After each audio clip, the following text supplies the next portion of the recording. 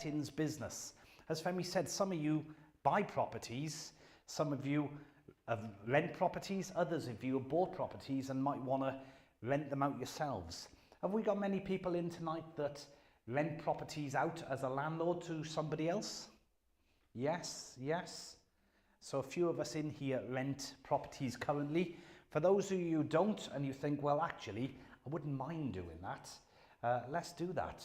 But before we start, I told you a little bit about me. I'm going to tell you a little bit more in a short while, but I want to know about you.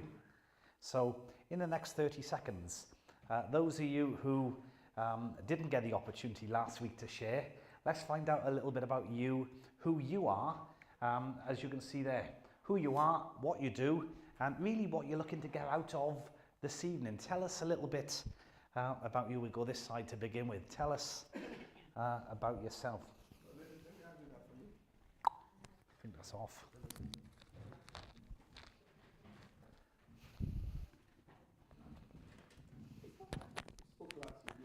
Who didn't speak last week? No. No.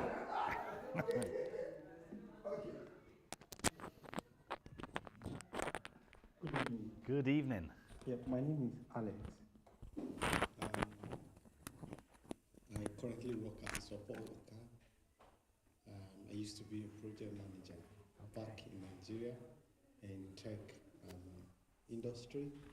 I have some experience working as a project manager with USAID before relocating to the UK. I've also had experience working as a real estate agent. Okay.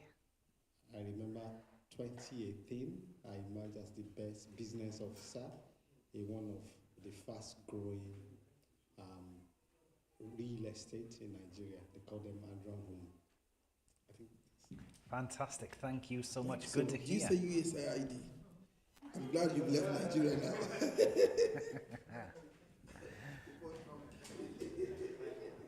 My name is John. I work as an accountant with the government of Wales, and I've been an accountant all my life. Great. Thank you so much. We need accountants in our world. Who else wants to introduce himself? You spoke? herself? One here. But if you want to do it again, Always another chance. Exposure review. Well, like I said before, my name is Samuel Adeniran. I'm a nurse by profession. Yes. I presently work as a nurse in a care home. Uh-huh. Yeah. I'm here to learn how to go into business. Thank you so much. Well, it's good. Tonight you're going to learn how to get into business. You're going to learn a little bit about how different aspects of business work. Thanks everyone. I don't like publicity. My name is Shola Ohiria. I used to work in police medical services in Nigeria, and I happened by the grace of God to be director of laboratory services for the police all over the country. Before I came to the UK, I happened to like business, which I was doing apart from working as a civil servant. Yes. And I happened to have some houses as well in Nigeria, which I rented before I came to the UK. In the UK, I work in the NHS, and I happen to be lucky to be, what do you call them, people who rent houses, landlord. Thank you very much. Fantastic. Thank you. do you have anything to say? Amen. Who else needs to be introduced? Who else wants to be introduced? Yourself. I'm Femi David. I love business. Good. After pastoring, the next hobby I love is business, both locally and internationally. And that's why I'm encouraging everyone to be into business. Christianity is better said when you also control resources. So when you say God answers, they know that God truly answers. And so I'm trusting everyone who comes here today, before you leave, you will grab something that will encourage you into business world. Amen. Amen. I love what Femi said when... Somebody speak. I love what Femi opened by saying was that he said, when we pray, sometimes we pray and expect God to send manna from heaven. But actually, he's given you 2 legs, 2 hands and a mouth. And we are his hands and feet here on earth. Jesus is sat at the right hand of the Father. But actually, he's given us hands and feet to do what we do here on earth. And he's given you a brain to think. So tonight we're going to use those things to see how we can extend his kingdom. Okay, so I decided to talk. Thank you. Okay, my name is Wairi, and let me start with, I was a lawyer in Nigeria. I am a lawyer actually, but Yes. in Nigeria. And when I was in Nigeria, I had different scenarios or different cases where I drafted tenancy agreements, did physical inspections in houses, Yes. went to the land registry for further investigations on land, CFO, and so many other surveying documentation that has to do with tenancy and those clauses in Nigeria. So Yes. I have understanding of real estate. So when I heard about letting, I'm not into business, but when I heard about this letting agents, and Yes. I felt, okay, yes, I have some background knowledge about it. So let me come and see if I can reroute myself if time comes and understand how it's done here. Great. Thank you. Thank you. Well, that's me done because she's just told you everything we need to know. So we're done. But actually, tonight, we're going to have a look at the objectives of tonight's workshop. And tonight's workshop is really designed at inspiring you as entrepreneurs to establish your own letting agency. Whether you're new to it, never done it before, or whether you've got experience like some of you have, you can learn all sorts of things tonight. And in this session, the key points that we're going to take away are some of the things you've just mentioned. As a lawyer, legal requirements, business planning, marketing strategies about how to set up an estate agency, client acquisitions, how to find new business, because you can't make money without any clients, but also some best practices tonight. And at the end of the session, what we'll take away is you having a clear understanding of the necessary steps to launch and run a successful business as a letting agency. So some of the things we'll have a look at is understanding the lettings industry. It's not complicated. Some people are scared to be a landlord. Some people are fearful to open estate agencies. I'm going to make it simple. And the reason I'm going to make it simple is because I'm simple. I like to keep things simple. Why overcomplicate things? In business, it doesn't have to be complicated, but we're going to learn the legal and the statutory requirements of being an estate agent or letting agent, but also how to set up those operations, those business operations, all the way through to client relationship management systems and things that will make your life easy to be in property. For some of you, you're already doing it, but you just need to tweak what you're doing to make your life easier. Well, I've got a workbook which you can all have on how to start a business. Most of you received it last week. For those of you who haven't, just send me a message, which I'll give you the details shortly, and you'll be able to access that. So we're going to just talk briefly about where I came from, and the reason I want to share this with you is to inspire you. For those of you who weren't here last week, I've not always been in business. I've not always been in a estate agency. I've worked for many years for some of Newport's largest agents, Darlow's, Peter Allen, Redkey, and some other big names in the city. And then I decided to start my own estate agency because I'd reached the pinnacle of my career. I became lettings negotiator, to manager, to branch manager, area director for other companies, and then realized I wanted to do it for me. But there was a why. Why did I want to do it for me? It was because I've got a family. And for each and every one of you, you'll have a different why. Why you want to be in business. And when I'm talking tonight about estate agency and letting agencies, and last week we spoke about security, for some of you it might be the care sector. But what I'm talking about tonight is transferable. transferable into all areas of business. But I grew up in a council estate in Cardiff, not far from here, and I came from a broken family. My mother was an alcoholic, my father was in and out of prison, so I never came from a wealthy family with money. But I was in and out of the care system. But what that did is it fueled my ambition, and it shaped my perspective and fueled me to have a drive and an ambition to want to be better than my parents were. Not saying that my parents were bad people, I love them dearly. I saw my mother last night and spoke to my dad this morning, and love them very much. They did their best for me, and we must never underestimate what people have done for us. But I ran many successful businesses over the last 10 years, but my background and where I came from fueled me to where I want to go. And for some of you, you've come to this country and you've had a rough ride.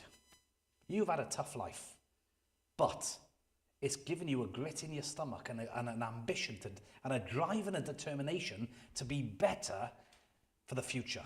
And I want to encourage you to just keep going. Some of you thinking life is tough here. And yes, life can be tough. But one thing that we can talk openly tonight about is him. He's on our side. He'll take care of us. And you can be successful. I proved that because of where I came from to where I am. I broke the mold. And every one of you also can be successful. They're just some of the companies I've owned and run. The Respite Cafe was here in Pill, right the way through to the hot tub hire. In fact, I didn't tell you about this last week. Let me encourage you in something. Do you know an entrepreneur is someone who sees an opportunity and does it? Karen, my wife, she tried to hire a hot tub. Did I tell you this story last week? So she tried to hire a hot tub for my birthday and they were fully booked. So phoned another company. They were fully booked. Phoned another company. They were fully booked. So I thought there's an opportunity here. So I decided I'm going to buy hot tubs and I'm going to rent them out. And that's what I did. Bought one, double booked. Bought another, double booked. At the end, we had 6 of them across our garden for the children to have fun on their birthday. But actually, down this bottom corner, you see everything security. We spoke about that last week. Everything holidays and everything lettings. Tonight, we're going to focus on the lettings industry and how to set up a lettings industry. I'm going to just flick through some of these slides here because we spoke about that last week. We don't need to keep going over what we spoke of because some of you are here from last week. But an entrepreneur or entrepreneurship is about turning an idea into a business. That's the definition of entrepreneurship. Turning an idea into a business.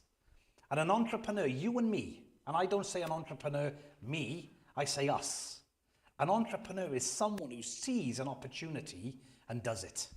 What is it you've got a dream of doing? What is it you like doing? What is it you'd like to do? Well, what's holding you back? Just provoking some thoughts for a moment. What's holding you back from doing what you dream of doing?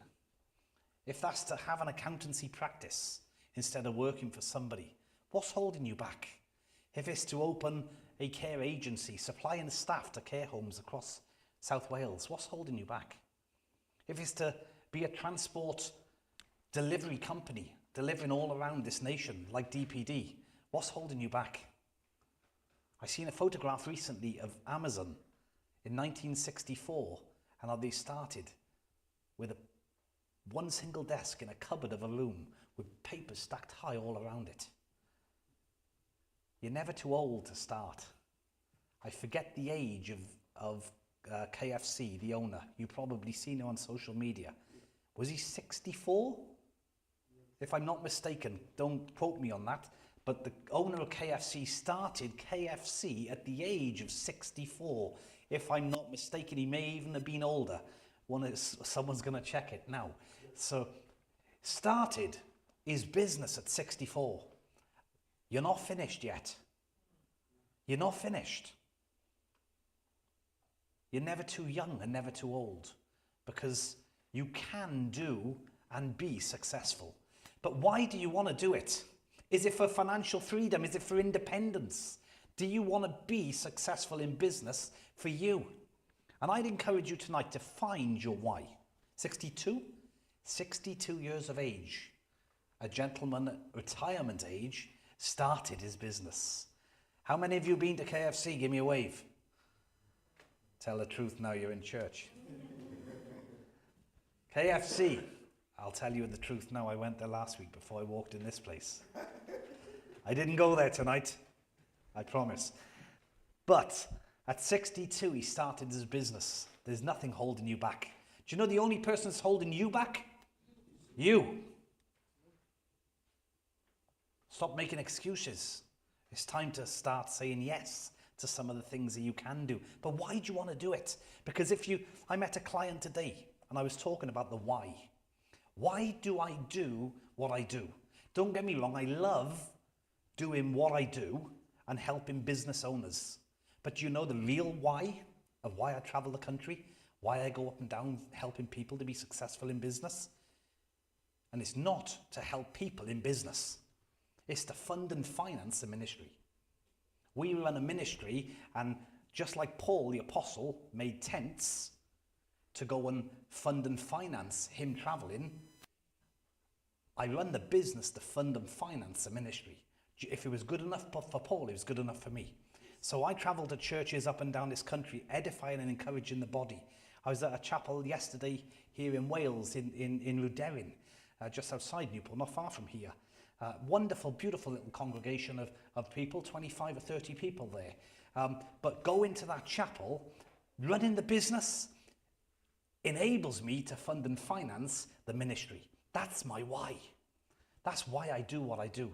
Because God's called me as an Ephesians 4 gift to equip the body. It says, these are the gifts Christ gave to the church. And their responsibility is to equip the saints for works of service. So you can't do that with no money. God's given me a pair of legs and a brain, 2 hands and a mouth. And I use it to make money to fund and finance the kingdom. In the same way the Apostle Paul made tents, what has he given you to do? What has he given you? The ability to do. Find your why. And for some of you, it might be to put food on the table for your family. If that's your why, good. If that's your why, keep going. If that's your why because you want to take care of your family, great. In the same way, when I set up Everything Lettings, my why was different to what it is for Ignite Business Consultancy. My why then was to fund and finance the kingdom, to be able to make money and with the profits invest it in the kingdom, to give it as to wherever God wanted me to give funds and finance. But for you, it might be personal fulfillment. What is it that's motivating you to start a business? We're going to have a look at setting up an estate agency and letting agency, so that if that is your drive and that is your ambition, that's what you want to do. We're going to switch now to another slide on starting a letting agency in Wales. Tonight it's going to be a bit more practical. It's going to be a little more looking at the how to set up an estate agency or a letting agency. And we're going to go through a step-by-step guide to the legal requirements and the responsibilities and best practices of how to set up a letting agency. So, introduction. What we're going to do tonight is, if you're thinking of setting up a letting agency in Wales, you must follow some rules, some regulations, and you need to be licensed. Do any of you know that? Some of you know that you need a license in Wales. For those of you who don't, we're going to talk about practical things tonight. Very different to last week where I just gave you information, but later on we're going to talk. We're just going to talk together and see what actually is it that you want to know. But you must follow some legal processes, as you mentioned yourself a little moment ago. In order to manage a portfolio of properties, you must do it in a professional manner. because there are some things that govern the lettings industry here in Wales. Very different in Wales to what it is in England. Have any of you got properties in England? Give me a wave. No? That's okay. You got some in Nigeria and other places. But in Wales, legal requirements are very different. We must register as a landlord. You must register with RentSmart Wales. All of these slides are available for you. I'll give them to Femi so that they are available for you. And or reach out if you're making notes. By all means, take screenshots if you want to. But you must register with RentSmart Wales. It is a legal requirement. And if you don't, they can fine you or imprison you. I have known of people that that's happened to. And it is really important to comply. Basically, as believers, we need to do things right. That's the law. That's what we've got to do, so we need to obey it. But I have known of landlords who've chosen not to, and they've chosen to do it their way instead of what the law says. But God will bless you for doing things right. He really will. And you've got to get licensed. If you manage properties in Wales, you must have a license. If you choose to register as a landlord in Wales, but you don't want to manage the property yourself, hand it over to an agent, of which we were one of. There are many other agents around, and for some of you, I'm hoping tonight that you will choose to set up your own letting agency. The great thing about the lettings industry, and I'm grateful for some of you under the sound of my voice tonight that trusted me with your properties, because the money that we made from it was able to fund and finance the kingdom. But actually, one thing with money coming into the business was you have it on a regular monthly drip. It helps your cash flow. You know what's coming in. So managing people's properties for them, if you do it well, you've got that monthly drip constantly coming in. But you must follow certain laws, such as the tenancy deposit scheme. Have any of you heard of that?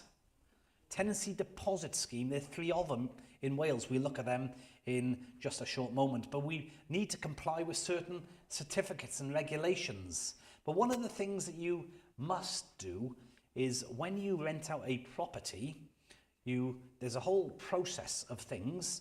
And I've got every form, every file, every document you will ever need to set up a business and go tomorrow.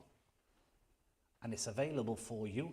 And I've got them all there. In fact, I was with a client on Wednesday last week, and the client of mine handed them the pen drive, business in a box with everything they ever needed. I was grateful today, Femi. I had a phone call of someone saying, I want to set up a letting agency. I'm currently an estate agent. Don't do lettings. I'd like to learn how to do it, and I've been recommended. So I'm going to meet them. So it is good, because I'm able to give this advice to other people as well. But the deposits, if you manage a landlord's property for them and somebody moves into a property, on the day when they move in, they'll pay you a month's rent in advance and a bond or deposit. That bond or that deposit you cannot keep. It's illegal. It's not your money. It's a bond or a deposit, and it must be secured in one of 3 tenancy deposit schemes. You can see there, DPS, TDS, and mydeposits.co.uk. 3 different tenancy schemes. But the tenant, when they give you that money, it must be secured with one of those 3 schemes within 30 days. If it's not, the tenant is entitled to 3 times that bond amount back in compensation. So if you do take a tenant's bond, it must be secured. Now, I've just given some of you thought, and your minds are ticking, that you rent properties and you're wondering, is my bond secure? Well, there are ways of finding out. You can go to the TDS, the DPS, or My Deposits and look on the register and see, have the landlord secured that bond with one of those schemes? If not, then they're in breach and you're entitled to 3 times that bond amount back. I'm not suggesting you all go looking now tonight for compensation at 3 times your bond amount, but that's the law. It must be secure. But when a tenant moves in, the reason I'm telling you this information first, these are some of the legal requirements. These are some of the compliance things you need to think about as a let-in agency.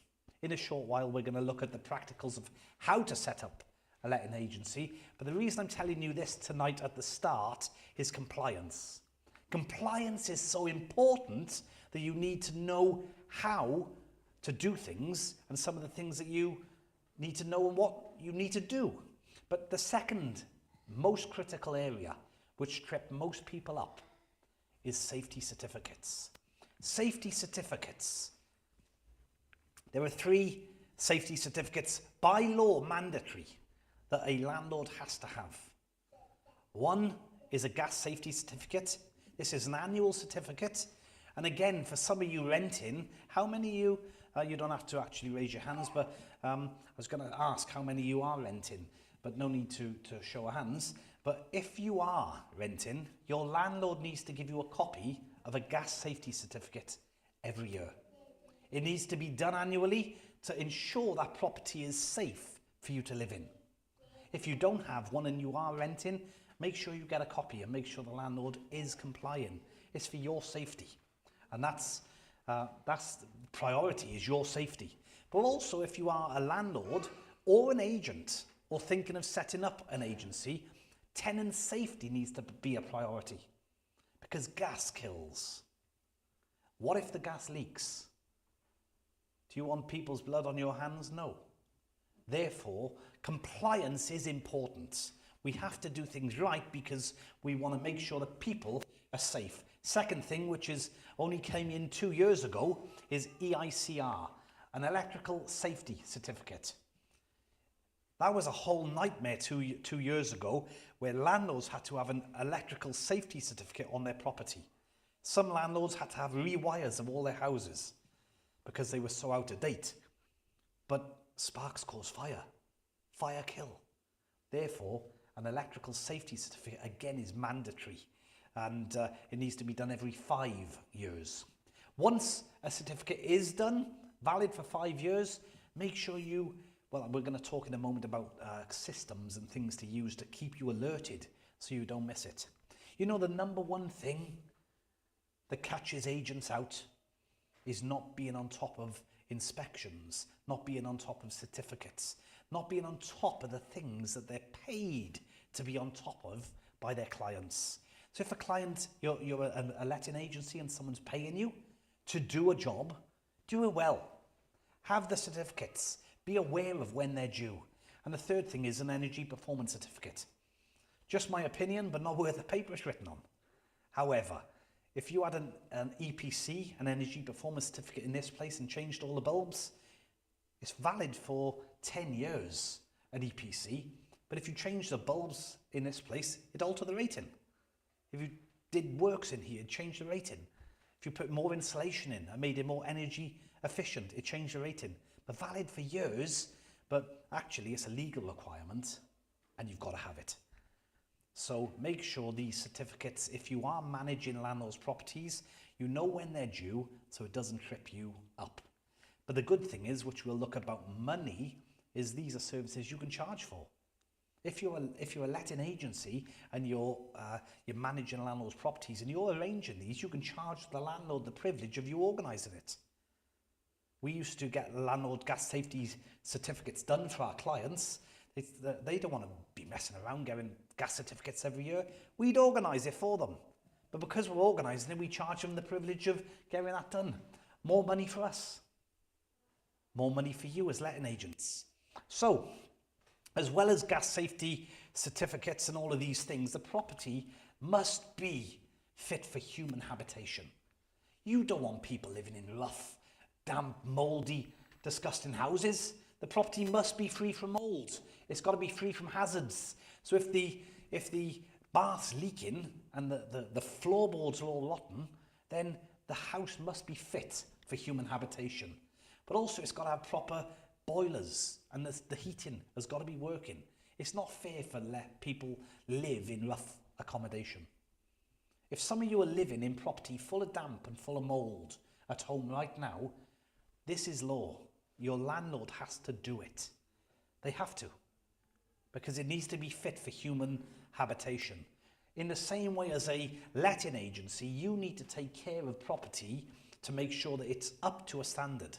When I say you, I don't mean as a letting agency you need to pay for it, but you need to make sure that it's up to the right standard. Required by law under the Fit for Human Habitation Act. That's legislation, that's law. So, the other thing which you have to do, and you might think, Carl, you're telling us these things, they're common sense. But it's amazing the amount of people I've known who've moved into properties and they've never had anything written down. They've given the landlord the first month's rent, landlord's given the keys, and in they've moved. No contract, no certificates, no nothing. But as a letting agency, you need to have these things in place. And you must provide a written contract for the people moving into these properties. Think, Carl, where do I get all this information? Where do I get all this stuff?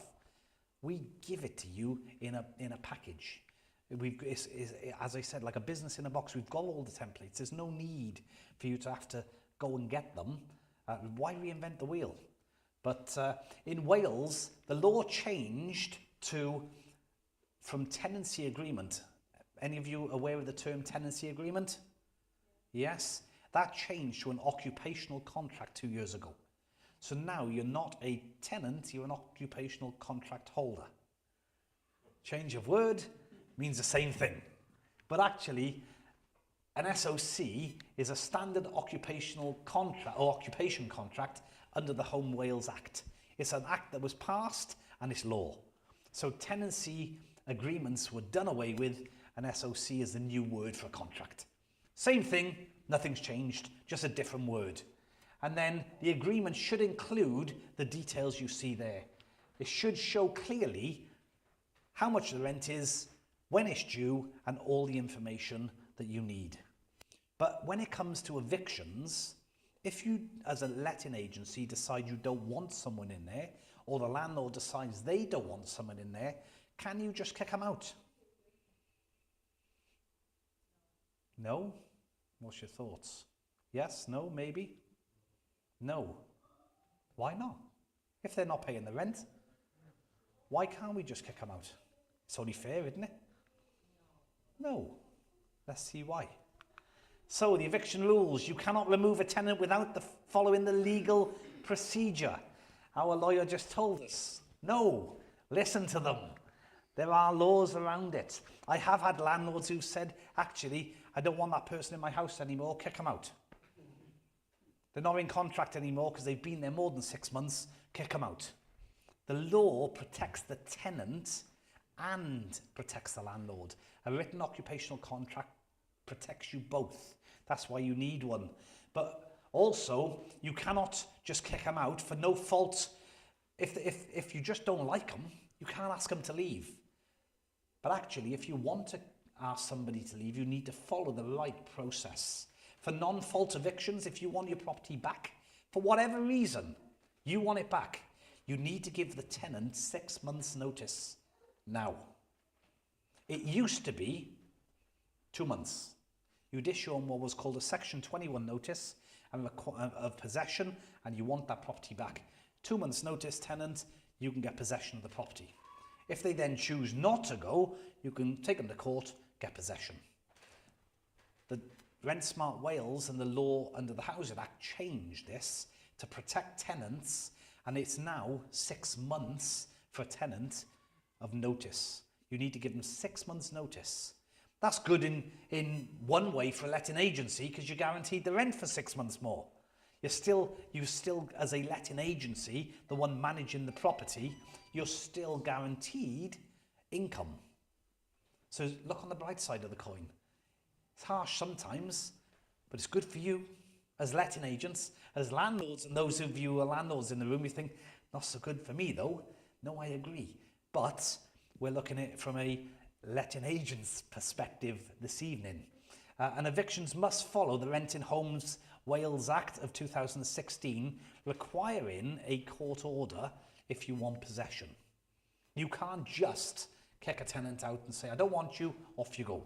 You need to follow the right process and procedure. But with any business, whether it's security like last week, letting agency, recruitment, if you're holding people's data, you must comply with GDPR. I mean, charities and businesses and all things must follow legislation. And data protection, GDPR, is no different. If you're collecting tenant or landlord's data, you must register with the ICO. I think it's £43 a year. I see it is £43 a year to register the ICO. That's, again, a registration with the Information Commissioner's Office. This is just stuff I'm giving you as information so you're aware of what you've got to do if you're thinking of setting up a letting agency. If you keep any personal information, anything about a tenant, all of my client details are secure. They're all on a system, and all my client information is all safe. And we register with the ICO in case there is any breach of that personal data. But you must follow the GDPR rules to avoid any fines. It sounds quite heavy tonight that we're talking information, but the reason I'm giving you such information is so that you're equipped before you actually embark on this journey of, should I set up a letting agency or should I not? But in a moment, we're going to look at the practicals.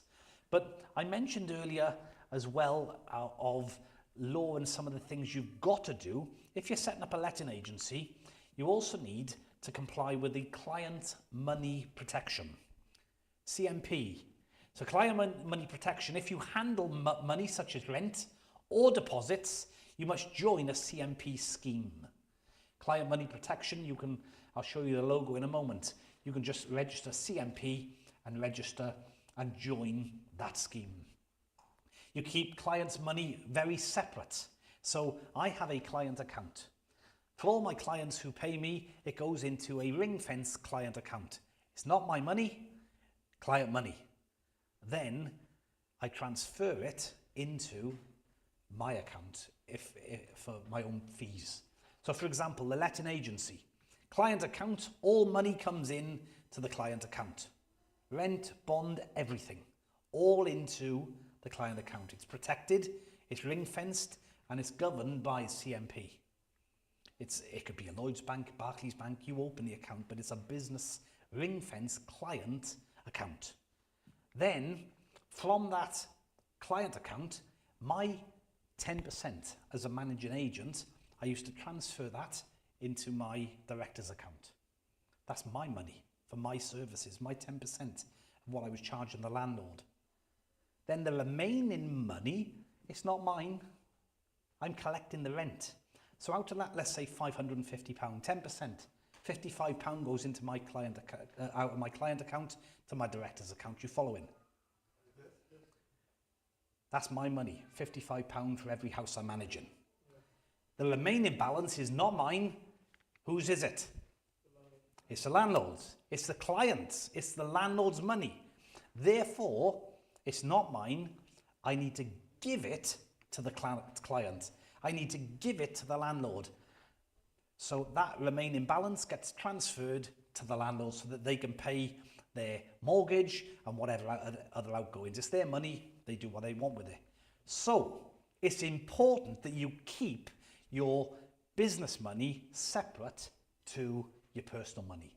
It's just wisdom in how to manage your affairs. But more than that, if you're not good with personal finance, speak to an accountant. Where is he? Speak to someone who knows best. I'll tell you now, I do what I'm good at. I don't do what I'm not good at. My accounts I outsource because I'm not good at accounts. I don't like numbers. I'm not a fan of numbers. Therefore, my accountant deals with my numbers. What I like doing is this. I love being with people. I love talking to people. I like encouraging people. I like going and traveling and visiting people. That's what I'm good at. That's why I stay in my lane. You stay in your lane. There's no point me trying to be an accountant. I'll mess figures up. Therefore, you do what you're good at, outsource what you're not good at or what you don't like doing. But also, when you're setting up a letting agency, there are some things you need to look at, such as the law around whether someone can rent. Some of you have been in that position personally. You've been in that, and it's called the right to rent. Are you eligible to rent? So the checks that need to be done include verifying certain documents of the person got. If they want to rent a property for 12 months and they've only got a 6-month visa, then we got a problem to begin with. So you need to check as a landlord or letting agency, have they got a right to rent, or are they only on a short visa? Are they only on a holiday permit? So you need to keep the correct records. And this is very important regarding letting agencies, of keeping the right records and keeping all of the details of those tenants. When I sold Everything Lettings, I handed over all the documents for the last 5 years. It's actually 6 years, but I sold it on year 5. So if I still owned it, the records I would keep for 6 years. Tenancy agreements or rental payments, anything to do with you managing that property must be kept for 6 years. But when it comes to fees and what you can and you can't charge people, most people think an agent can charge whatever they like. That used to be the case. But the law changed. And the law changed to protect tenants from being, I suppose, exploited. Yes, absolutely. To stop landlords taking the mick. And that was the case. Landlords were robbing tenants, really. But you can only now charge tenants a rent, a deposit, and any permitted fees. So permitted fees fall under late payment. If they're not paying their rent, can you charge them a late payment fee? Absolutely. And that's in their agreement. But you can't hide fees. You can't just turn up and say, actually, I'm going to charge you to come and do an inspection. I didn't know about that fee. Well, I want £50. You can't do that because you haven't told them, it's not in the agreement. And the great thing about any agreement between landlord or tenant, everything's detailed. Everything's detailed and everything's clear. So as I said earlier, I'm a firm believer in keeping things simple. If it's detailed and it's written down, you know where you stand. So when it comes on to training, I mentioned Rent Smart Wales. Rent Smart Wales are the governing body that govern landlords and letting agents here in Wales. Doesn't apply if you're a landlord in Bristol or overseas, but you do need training. We run a number of training programs and it covers all things from legal obligations right the way through to tenant rights and responsibilities. This is just an overview of that tonight. We haven't really got time to go into it in detail, although we're going to have a Q&A in a short while. But really, this is a 4 to 6 week training program. All I'm doing tonight is hitting the top line of it to give you knowledge if you're thinking of setting up an estate agency. And we talk about tenant rights and responsibilities. You do have a little test. Anyone like an exam? No, neither do I. But you have got to do one. In fact, a client of mine last week, they did this for the first time. They own an estate agency, have nothing to do with lettings whatsoever. We took them through the training program over the last 4 weeks. They did their exam, passed first time. It's not difficult if you know, but the thing is you don't know what you don't know. True? You don't know what you don't know. But if you know it, it's easy. So, best practices for property management. This is a favourite thing I like to teach people. I love telling and showing you best practices on how to manage landlords' properties for them effectively. So it's so important to have good relationships between landlords and tenants. And good communication often prevents disputes. As long as you've got a good relationship with the tenant, you get on well. People used to say, Carl, why have we never, other agents would say, how come you've never got much in the way of arrears? Why is it you don't have lots of people owing you money? Because I had a good relationship with the tenants. When it came to finding tenants and doing viewings, we'll look at the practical stuff in a moment. We're going on to that. Bear with me. But when we came to relationships, if I would do a viewing and someone was really awkward or rude, I thought, oh, you have just this, you have this feeling, things ain't going well. Move on. We can call a spade tonight because we know who we follow. You've got the Holy Spirit living in you. Listen to him. Spiritual and business are not separate. We're spiritual beings having an earthly experience. Listen to the Holy Spirit in business. If I was teaching this to a letting agency, secular, then I just say, listen to your gut, because that's the terminology they go on with. But actually, you know who lives in you.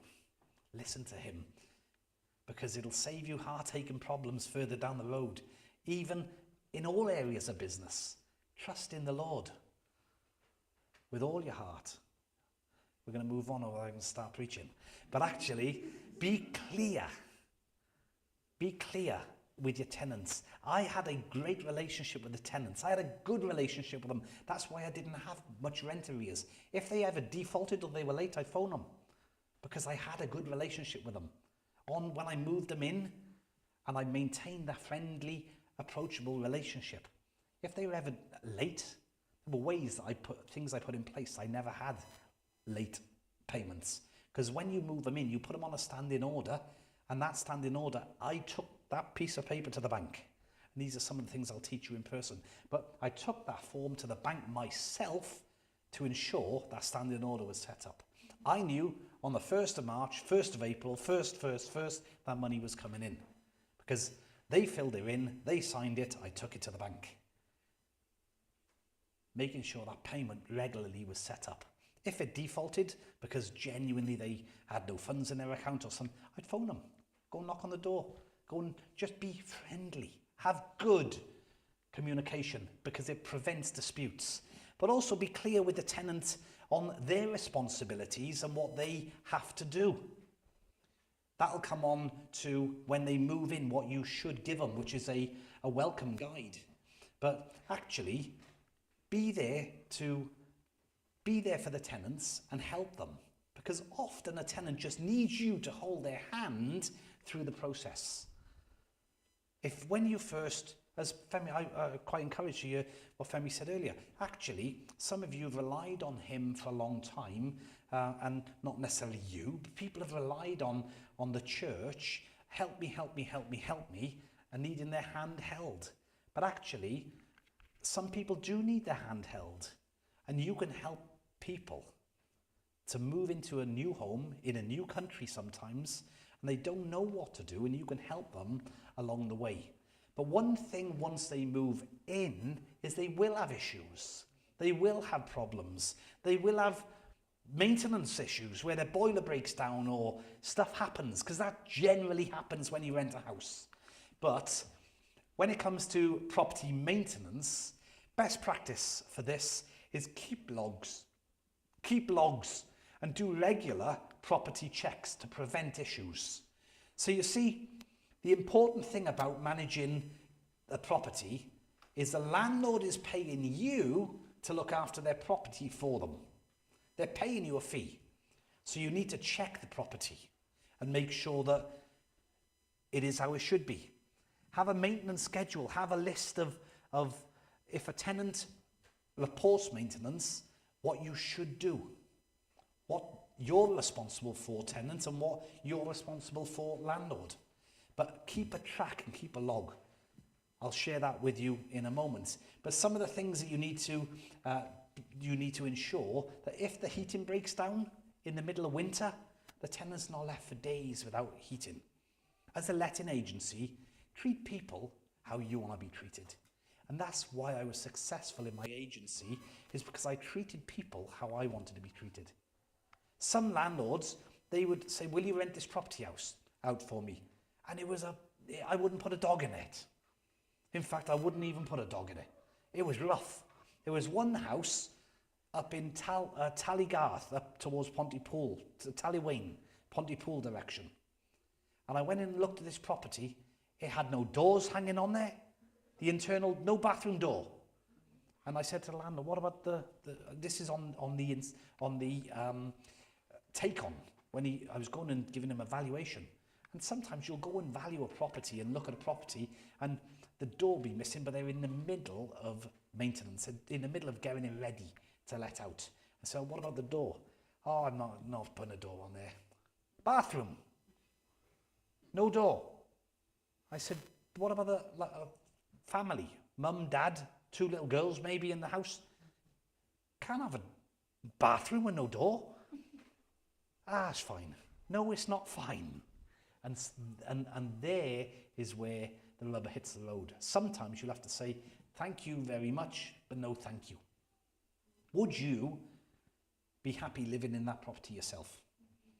If you're not happy, don't put someone else in there. Because actually, it's not fair. So be clear with landlords about what should be done and shouldn't be done. Because some landlords will take the mick. They want the money, and they want the money, and they want more money, but they don't want to do none of the work. But actually, you've got to help people. And when it comes then to managing rent, you're there to collect rent. And this is the good part. Because what happens when you collect the rent? You take a percentage.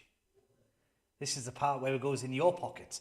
And you only get paid when you've got rent coming in. As a letting agency, if you're collecting rent off people, that's when you take your percentage.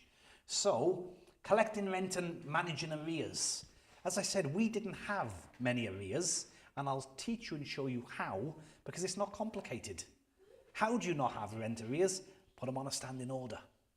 As I've already said, take that standing order to the bank yourself. If you give the tenant a standing order mandate and say, fill it in and take it to the bank, do you know when that's going to be filled in and done? 2000 and never. Because they're never going to take it to the bank. And you'll be chasing them next month, asking them, where's the rent? And where's the rent? And where's the rent? There are processes and other things such as arrears letters and things we can do. But if you're collecting rent, set them up on a standing order and have a process for late payments. If someone doesn't pay their rent, for whatever reason, they've lost their job, there's a process that we follow. Now this is important for you. It's not written down, but I'll tell you. We used to have 3 letters, and I've got them all in the file. They're all here as templates. 3 letters. The first one we used to issue on day 7. If a tenant was late paying their rent on day 7, they had the first letter, informing them they're 7 days late on paying their rent. When are you going to pay it? Second letter, on day 14, you received the first letter, informing you you're 7 days in arrears.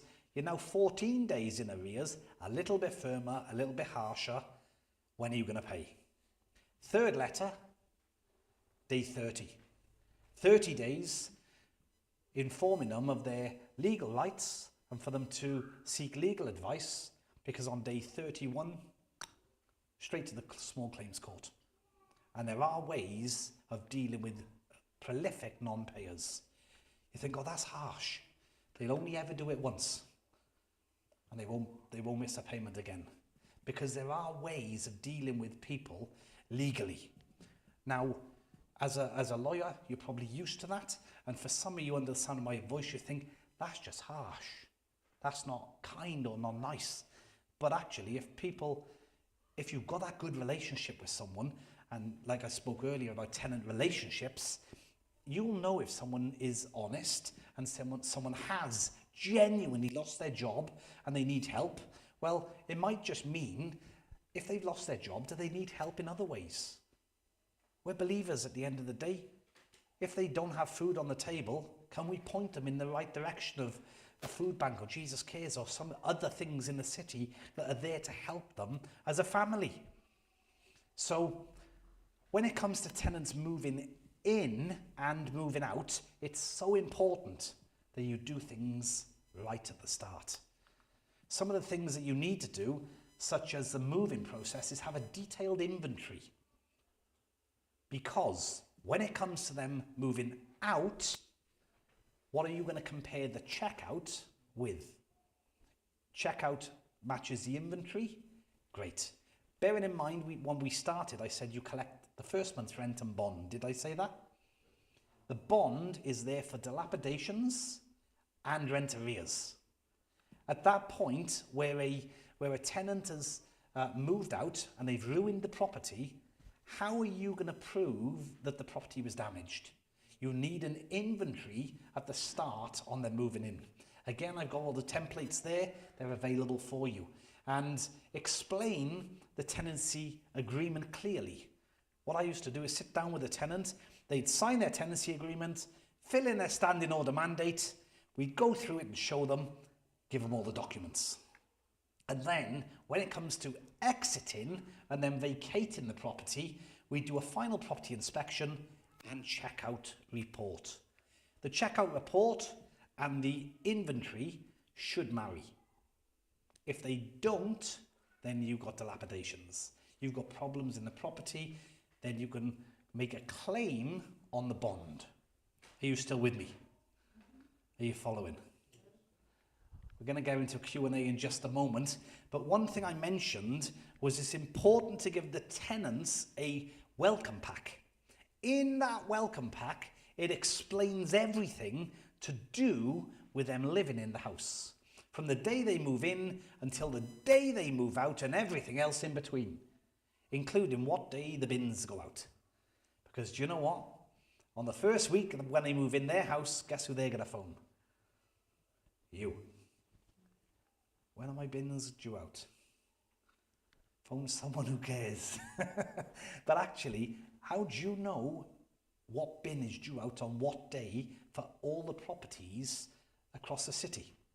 If it's in the welcome pack, you can direct them to the welcome pack, which you give them on moving in. And the welcome pack, their contents have everything in there from moving in to settling in, and you're going to do inspections right the way through to them renewing their tenancy and moving out at the end.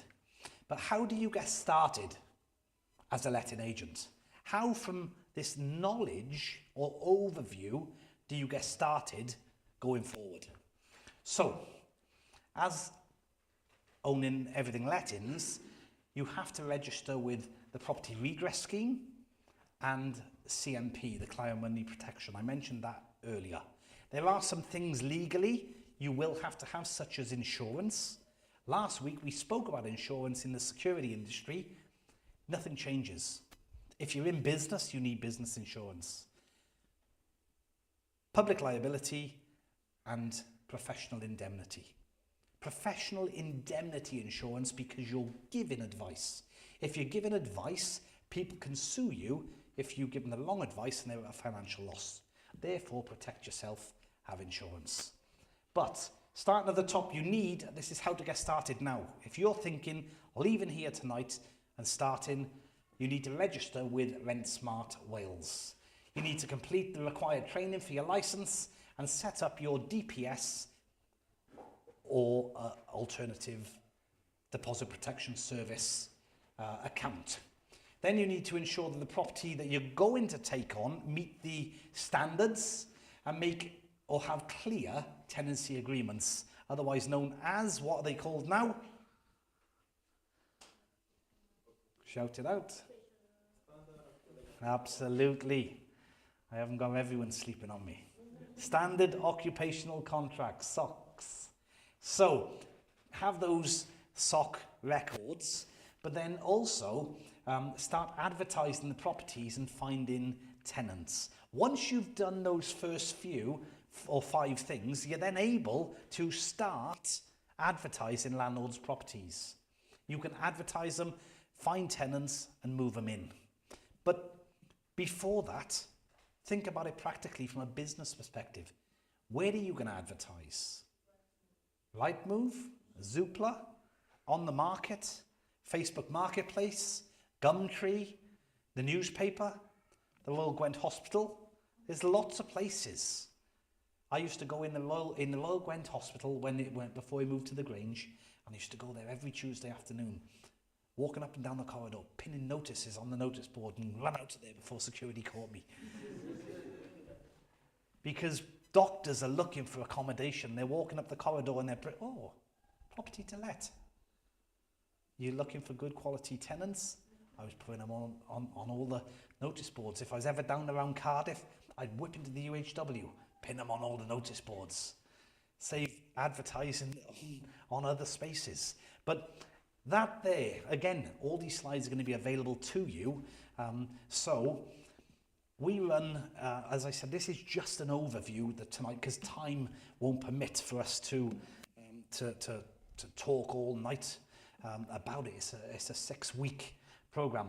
But just to give you an overview there, the startup training program, as you can see behind me, goes in section 1, 2 and 3 on how to start a lettings business, right the way through to different types of tenancies. If you're thinking of setting up an agency and dealing with HMOs, house of multiple occupation, where there's numerous people house sharing, then you need a different type of license. You need different types of things. If you're holiday lets, if you're thinking of going down the Airbnb route, there's all different things to consider. But further than that, business planning. What's the name of your business going to be? Have a look. In fact, we called ourselves Everything Lettings. Did you know there's another Everything Lettings? I didn't, until I had a letter in the post off the solicitor threatening legal action. But I registered the company with Companies House legally. Companies House said, yes, you can use the name. Yes, you're a letting agency. Granted and done. It was a company in Essex called Everything Lettings. They had a website. Ours was everythinglettings.co.uk. Theirs was everything-lettings.co.uk. Very similar. But they were not a letting agency. They were a maintenance company that took care of landlords' maintenance, and their name was Everything Lettings. But it's important to do your due diligence on what your company name is going to be. By this point, we'd registered the company, we'd had all the information about the company, but if I had this knowledge before, would I have called it Everything Lettings? Probably not, because the amount of phone calls I used to get for the company in Essex saying, you owe us money, can we send you the bill? No, you can't, it's not mine, I'll give you the number for the man who owns it. Or an email would pop in with an invoice, wrong company, forward, send it on. Because one thing I was proud of is paying my bills on time. If we had a contractor invoice, we paid it. But it's important to think about processes and procedures in setting up your agency.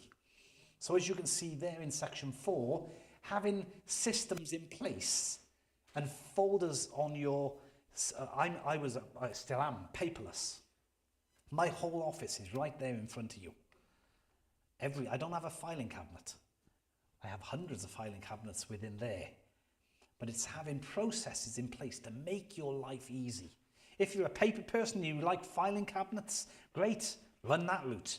But I'll teach you to make things easy. Then marketing. How are you going? These are just things for you to think about. How are you going to take these properties to market and find new tenants?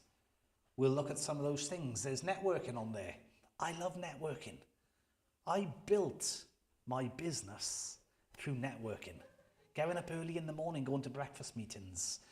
As I mentioned to some of you last week, we're going to start CBN again as a Christian business network for us to get together regularly, maybe for breakfast, meeting with other people.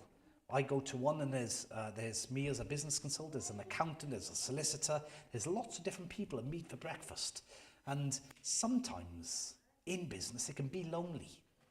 It can be. I'm not going to say you're going to set up your business and it's all going to be great. I'm not painting this wonderful picture. I'm being real tonight. Sometimes it can be lonely.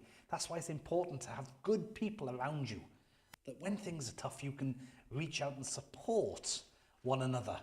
But then when it goes to property appraisal, section 6, what do you need to take with you on that appointment? How are you going to value that property? Very easy if you know how, but if you don't know how, well, you mentioned Zoopla or Rightmove. Rightmove and Zoopla, lots of people use for desktop valuations.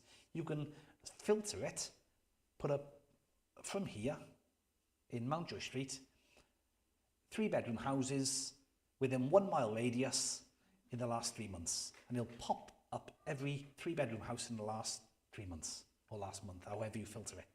Then look at it and filter it on price. Cheapest price to most expensive. So cheapest was 450, most expensive was 600, and the average 550. So you're able to get a ballpark figure of what that property value is worth. That's a desktop valuation, and the more experience you have in lettings, the more you'll be able to walk into a place and eventually know what it's worth. But then you go into having a look at checking tenants in and moving the tenant in there in section 9. What you need to do, we didn't talk about meter readings. Do you need to inform the water company? Do you need to inform the electric company? Do you need to inform the council tax that a tenant has moved in? Well, some of those things, the answer is yes. Some of them is no. Do you need to inform Welsh Water that a tenant has moved in? Yes, because by law you need to inform Welsh Water a tenant's moved in, otherwise the landlord is liable for the water rates. So if the landlord's paying you, it's called the landlord TAP, T-A-P. You need to inform Welsh Water for your landlord. That's easy. It's just an email. Just send it off to Welsh Water.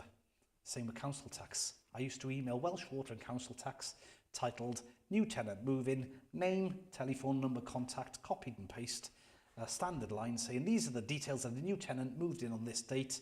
They're responsible for the utilities going forward. Easy as that. Job done. So making your life easy.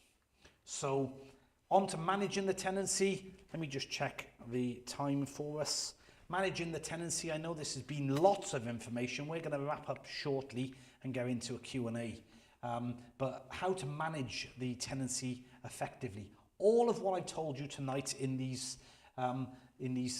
14 points bring us down into section 14, really, of everything you need is available. You can visit such as joining organisations like the National Residential Landlord Association. The National Residential Landlord Association, NALA, has other documents available for you, but more than that, you have a landlord legal helpline. If you're stuck and you don't know what to do, you can phone them for help. So, questions. Let's discuss any questions that you have.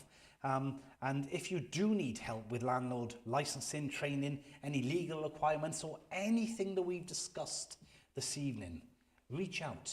I know some of you this week have reached out following our session last week. I had a Zoom call with someone today, and it was good to talk over Zoom, but get in touch for further support.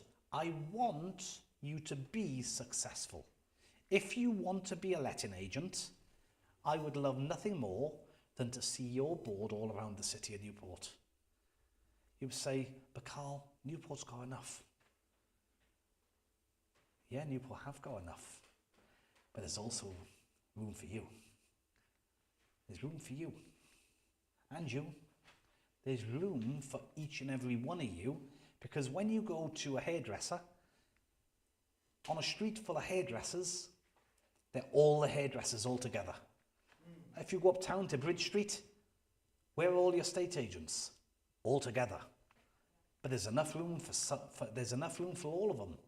But why will people come to you rather than go to you? Because people buy people. And people will come to you because they like you. And people will come to you because they like you. People will come to me because they like me. Some of the clients that I had used me because they just like me. They knew me. Some of you were my clients and you used me because someone else referred you to me. And I was grateful for that. But actually, you use people because you like them. People will use you. So let me encourage you to actually, if you want to do this, go and do it. What's holding you back from setting up your own estate agency, your own letting agency, and being successful? The only one that's holding you back tonight is you. What questions do you have? Let's start with anything. Nothing's off bounds. Let's start with yourself, sir. Thank you for your presentation.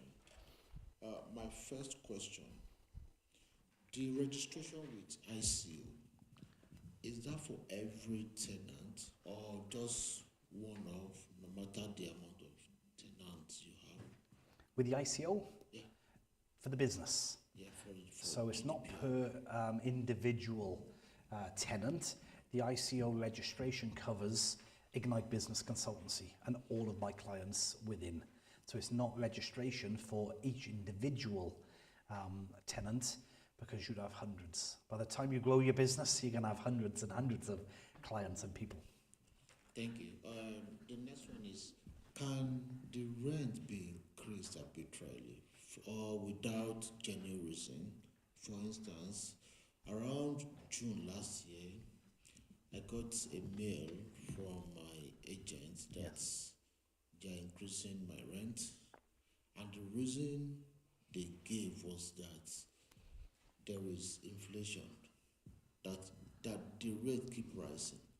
And I wrote to them that if you are using inflation, then my rate should be coming down, because month on month, inflation rate has been going down. I now went to Bank of England to do a screenshot of the inflation rates, and I sent to them. Good. So they wrote back. What do they say? So they wrote back. They don't have any reason. So I told them, if you want to increase, but remove that clause. Yes. Because if that clause is there, You counted it by you evidence. can't increase my rent because inflation is going down. Absolutely.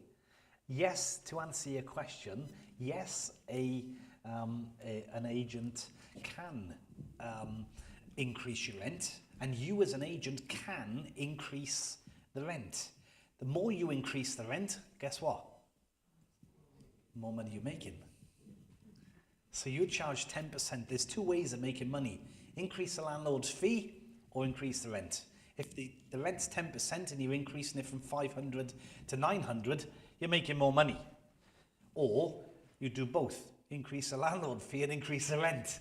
But actually, yes, answering your question, the agent can increase your rent, but they can only increase it by a certain amount.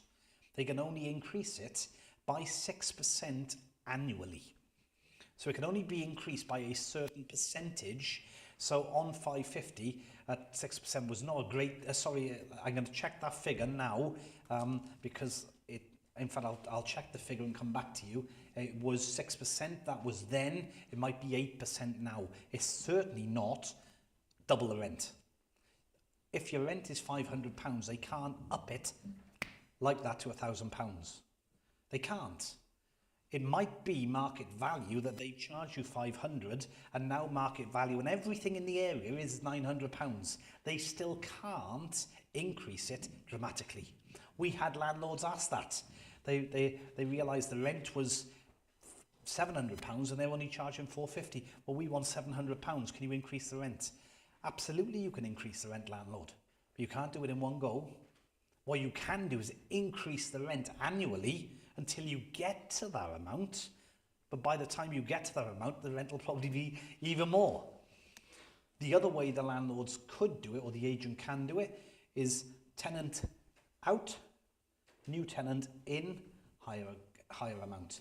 And we've unfortunately had that, where landlords said, right, the only way is give the tenant notice, they have to leave, and then get a new tenant in at an increased rent.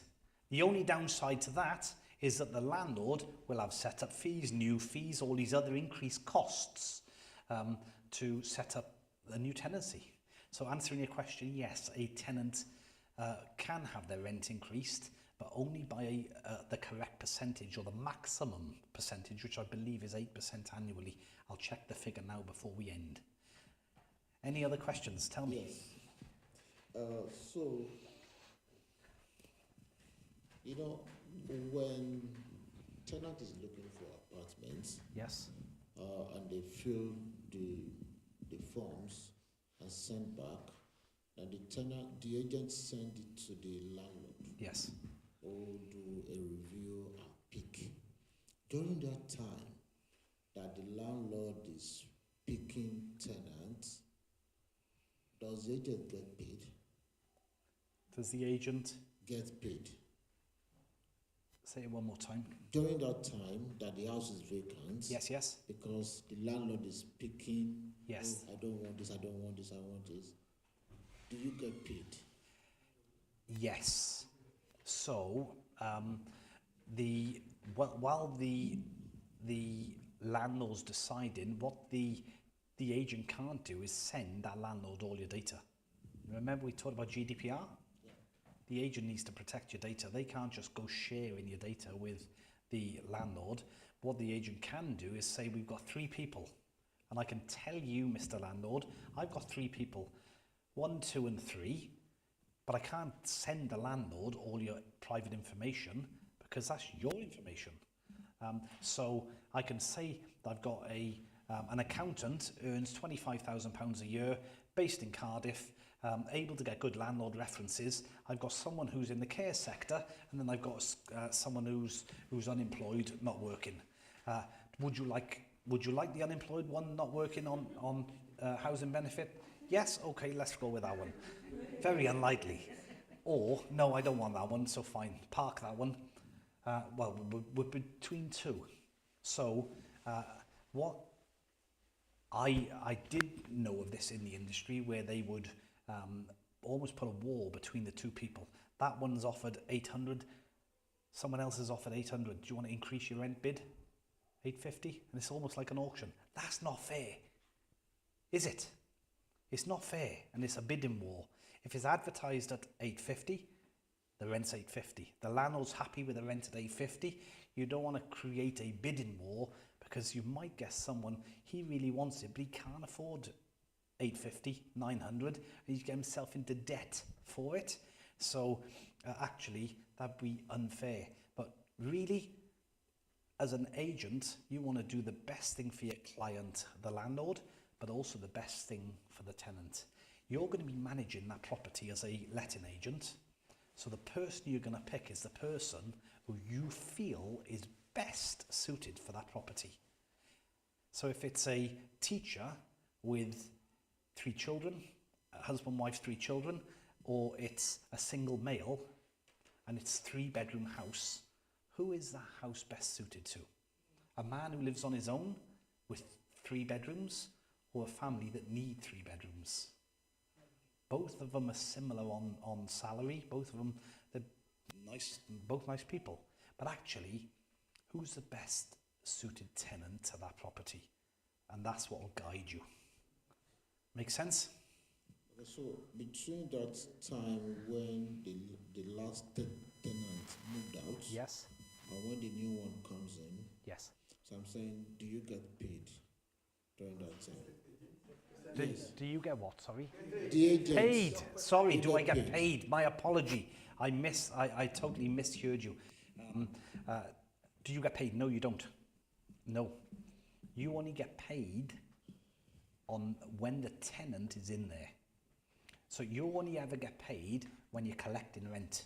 So for me, it was so important to ensure I had occupied properties.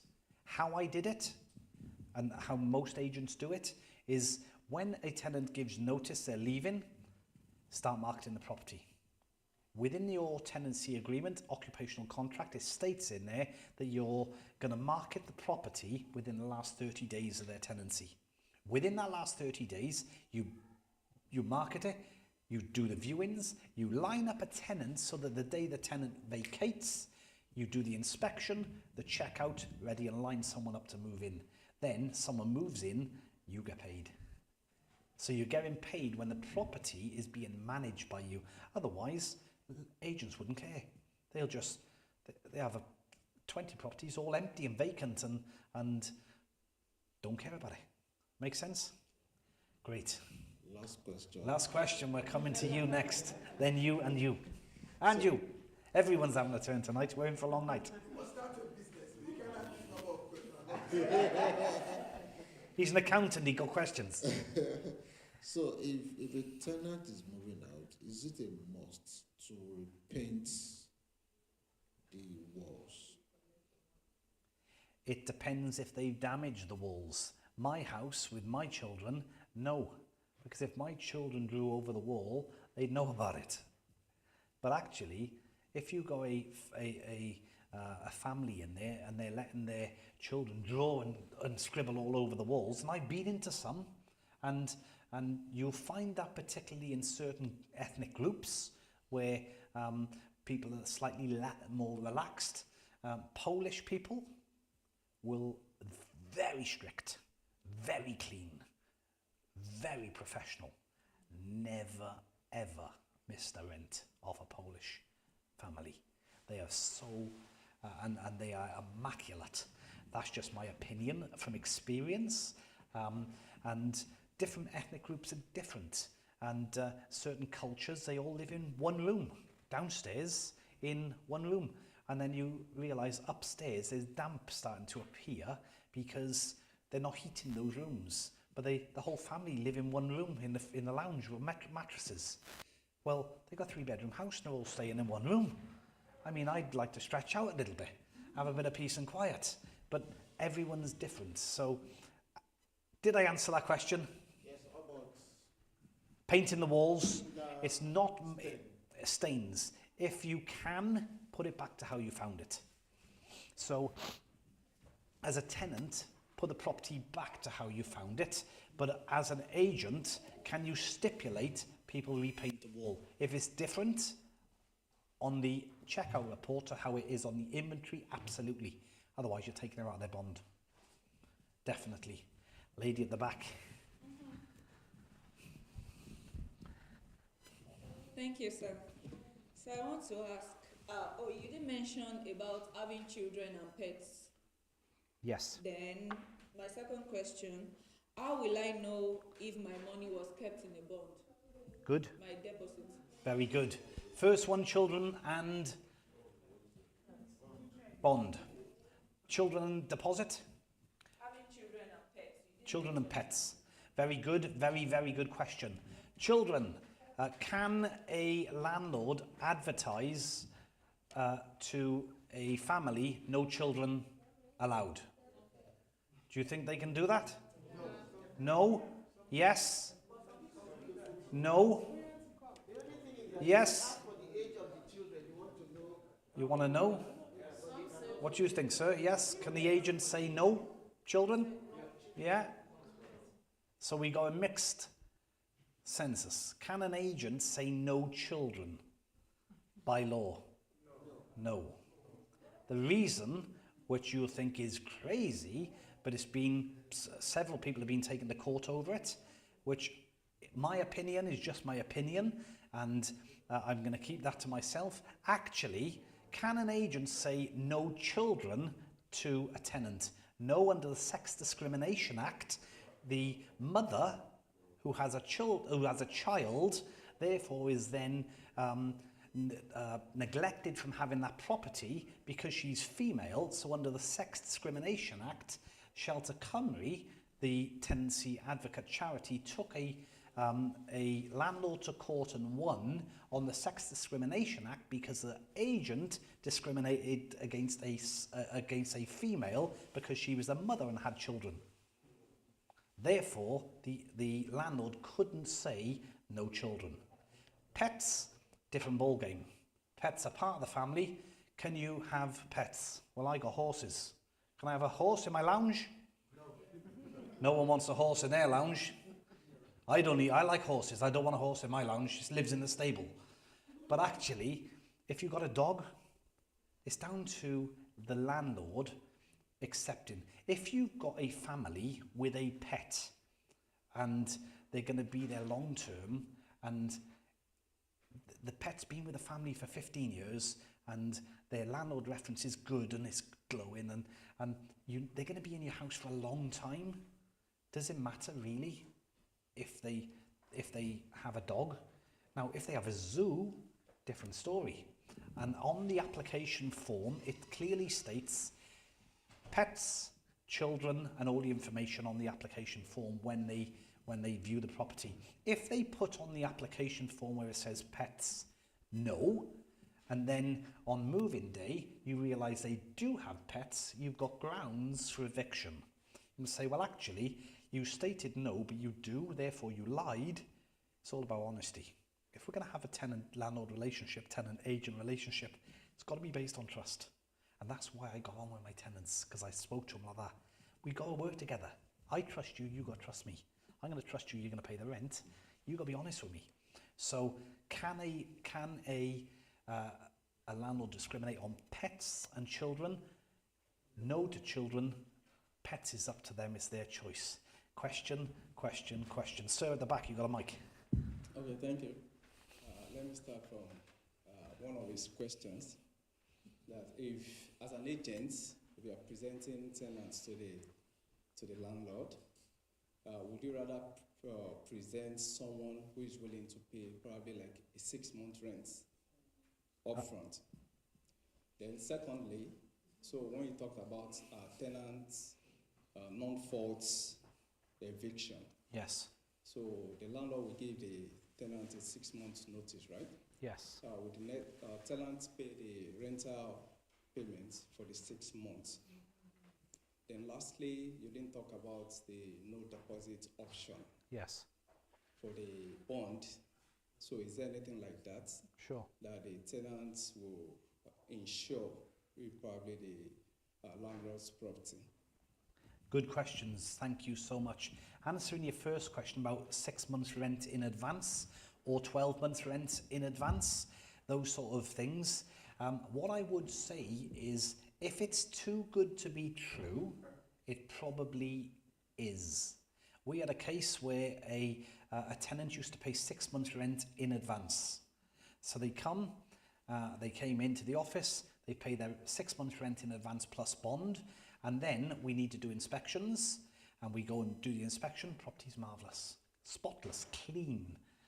Then went back 6 months later, done the inspection, another 6 months rent in advance, and another 6 months rent in advance, always spotless, no problem whatsoever.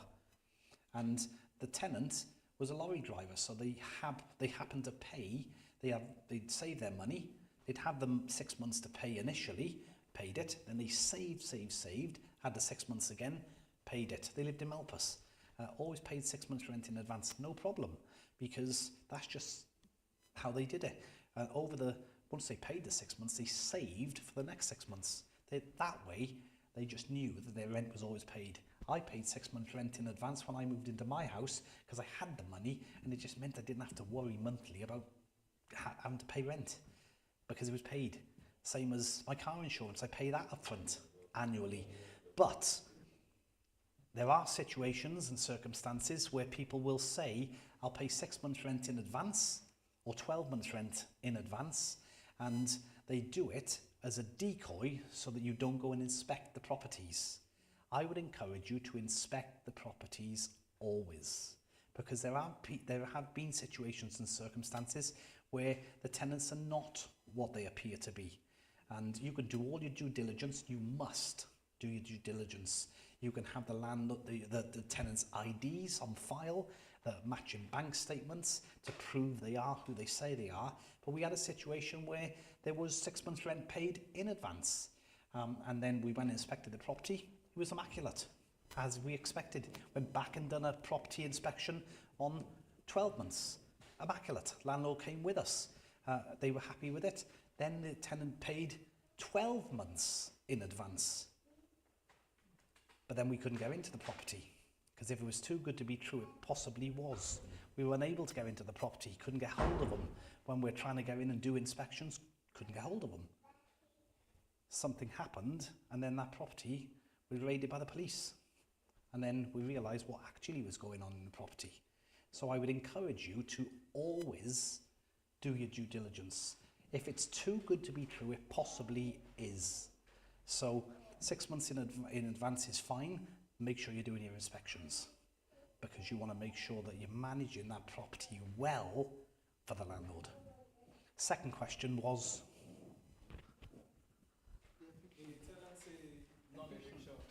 non-eviction, yes, and then the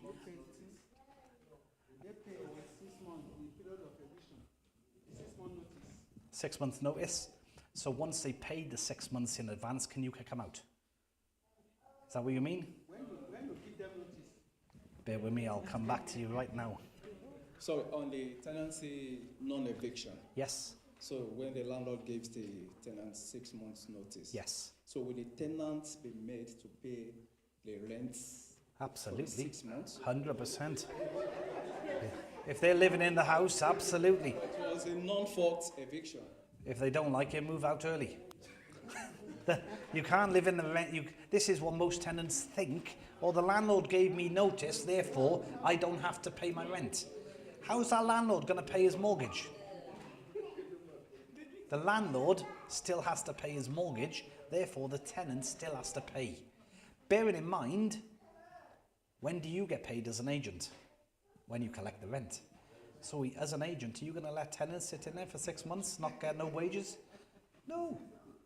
You're going to collect the rent for that landlord and make sure that the rent is paid on time so you get your fee. Question. Okay, Sir.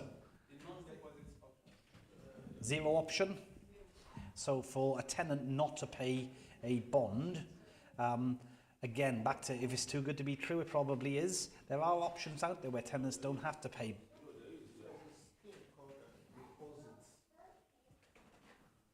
So in my place, Yes, so you have the option to choose between 6 weeks rent or 2 weeks rent. yes, So the 2 weeks rent is called deposit, is non-refundable.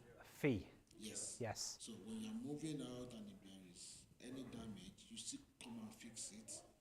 But if you have a deposit, Yes. you can take out of that place. But so in my own apartment, I chose the deposit scheme, yes, gave them 2 weeks rent, and yes. You could do what you want. Yes, there are different schemes out there for tenants, and that's to help tenants. But as an agent, to manage the property effectively, so like our learner friend just said, if he wanted to pay a little fee, a little extra, then when it comes to the end, it's almost like a safety net. You don't have to worry so much about the damage to the property. As an agent, managing landlords' properties, if the tenant pay, because there's some things called zero bond or zero deposit. If the tenant can't afford to pay the deposit and the first month's rent in advance, so £500 rent, £500 deposit, if the tenant can't afford that £1,000, do I really want them? If they can only afford £500 rent, but they want a zero bond scheme that is available, do you really want to take them when you've got someone else over here working full time with the rent and the bond they've saved hard to get? It just shows the character of the person then.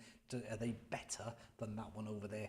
Not saying either one is right or wrong, but actually if someone is willing to pay a rent and bond versus someone who's only going to pay the rent and not the bond, then that's the other one to weigh up. Does that answer your question?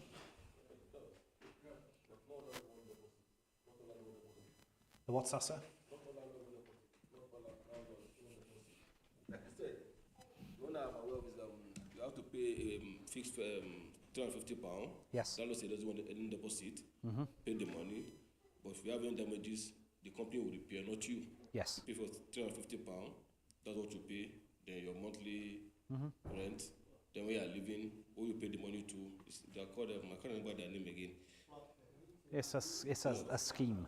Well, there's a name you pay to them, they will come to do the repair. Yes. If you damage anything, not you. Yeah. Yeah, I can't remember their name. It's an insurance. Something like that, but I can't remember the name.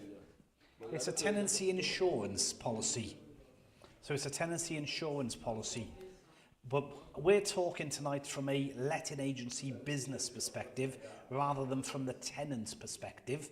From the tenant, that's great. For you, brilliant. You don't have to worry about anything.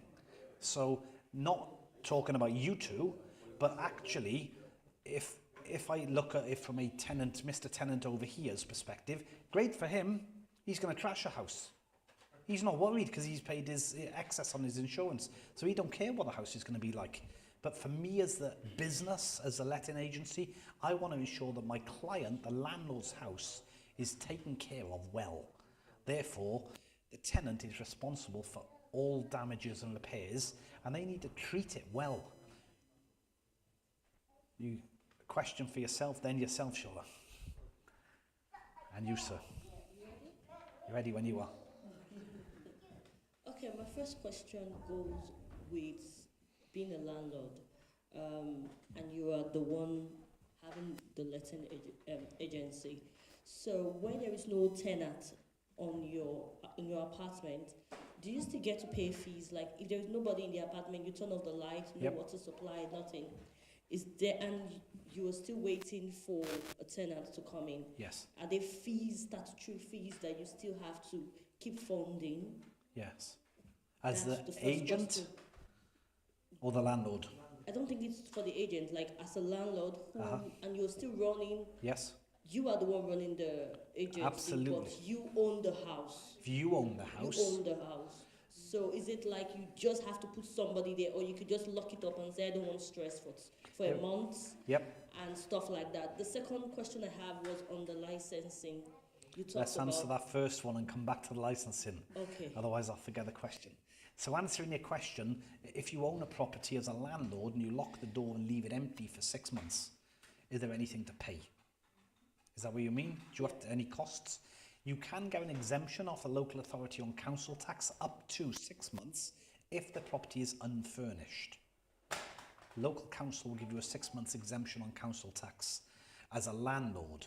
But if you're the agent, for me, I was managing landlords' properties for them, not managing my own properties. But even if you own the property and it's under your company and you're the agent as well, then you've still got mortgage to pay. You've still got council tax to pay, even if it's empty. You might get an exemption on the council tax, but everything else you've got to pay. So the importance is getting a tenant into that rental property as quick as possible so that you're getting a contribution into the pot to cover the cost of running the house. Next question. Okay, so, I wanted to ask something extensively, like how you cut taxes on that, but I think it's quite extensive because that's not where we are right now. So the second... Speak to our friend, he's the accountant. Okay, so the second question I have was on licensing. You talked about some license. You didn't go deep into it because you said you have a 4-week class, but I wanted to know if there are criteria to getting off those. What are they in getting, aside which is probably DBS or something like that? Aside that, is there any other criteria? Absolutely. The website to visit is Rent Smart Wales in Cardiff. If you've got any queries, it's rentsmartwales@cardiff.gov.uk. Email them. rentsmartwales@cardiff.gov.uk. Cardiff Council manage the database for Rent Smart Wales. So any requirements will all be on there. Training is one of them, and your policies such as CMP, insurance, like your public liability and professional indemnity, and being a member of a property redress scheme like the PRS property redress scheme. They're the requirements. Okay, thank you. The third question I have is on, he talked about defacing of a wall or something. But my own question is where the walls are not defaced, but probably, let me give you an instance of an apartment where you came in and the rocks were green, but based on something happened, you know you can't leave that apartment that way. You have to take off the rugs, change them, same quality but a different color. Yes. If I was the letting agent, would I still charge for that? Or based on, I know the inventory I had, Yes, the colors and everything, and it's changed, sure. do I need to charge for that? So regarding as an agent versus the check out report versus the inventory on moving it in, if they're different, then you have grounds to charge. You have grounds to go to the DPS and make a claim on that bond. And on a practical level, what I used to do with the tenant is on checkout, go around. So you're checking out today. Today I'm going to meet you at the property, collect the keys back, and we're going to do your checkout report. We'll go around. There's the form. Any dilapidations, right? The roof there, there's a watermark on there.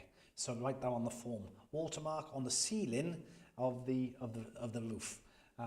Having a look around, the carpet's fine, everything, there's a bit of something going on up here, so maybe there's been a leak. Just write it on the form.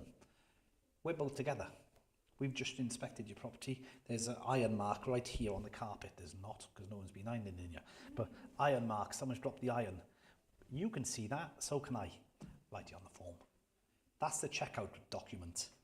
That is different to the inventory. That wasn't on there when you moved in. That's been on there for years. But actually something's happened here. Maybe there's a leak, but that is definitely tenant negligence. That's different to when you moved in.